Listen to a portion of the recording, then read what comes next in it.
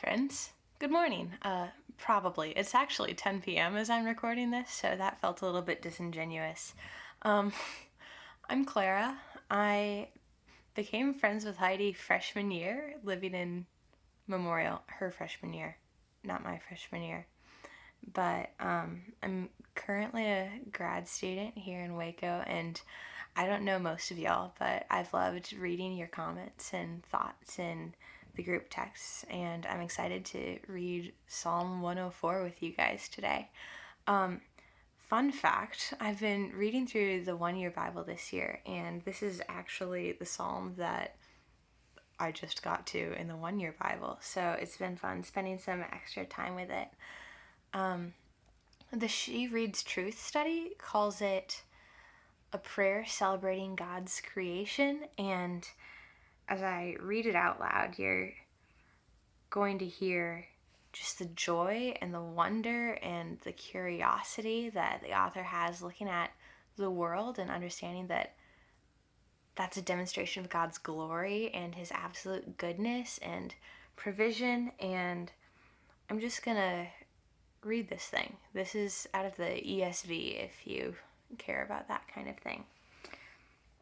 Psalm 104. Bless the Lord, O my soul. O Lord my God, you are very great.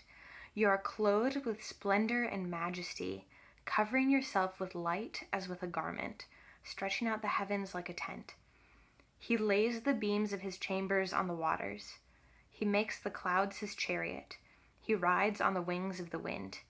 He makes his messengers winds, his ministers a flame of fire. He set the earth on its foundations, so that it should never be moved. You covered it with the deep as with a garment.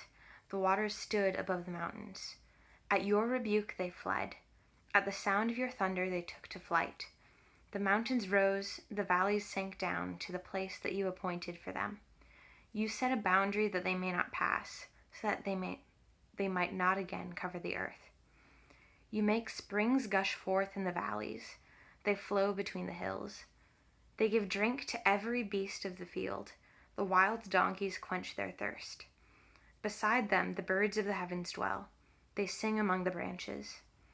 From your lofty abode you water the mountains. The earth is satisfied with the fruit of your work.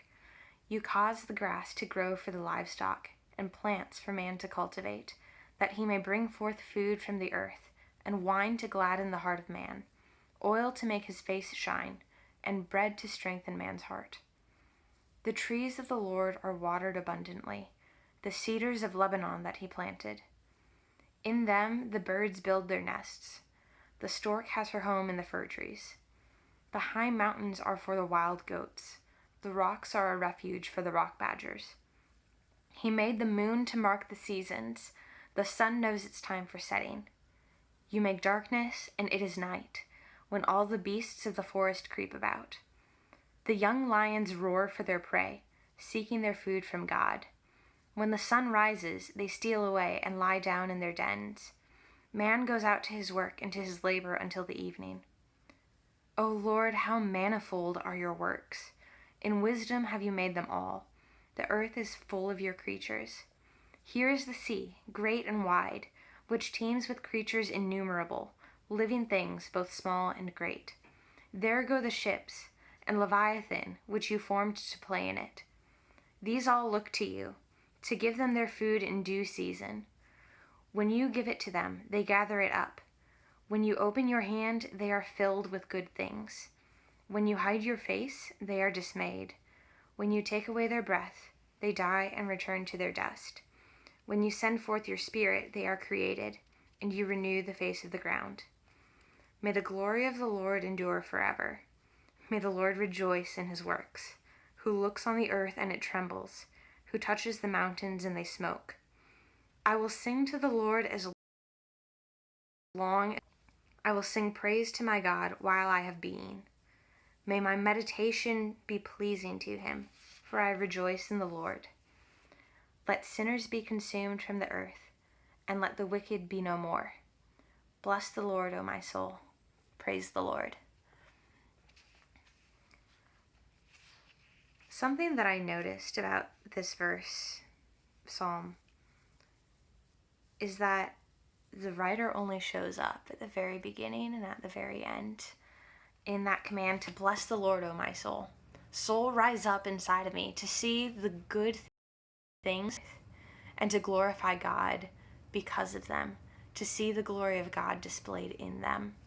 And then at the very end, after declaring all of God's wondrous works in the order of creation, the author once again speaks and says, I will sing to the Lord as long as I live. That's going to be my response to the goodness and the beauty and the provision of God that I can see in the whole world around me. My response is going to be to praise.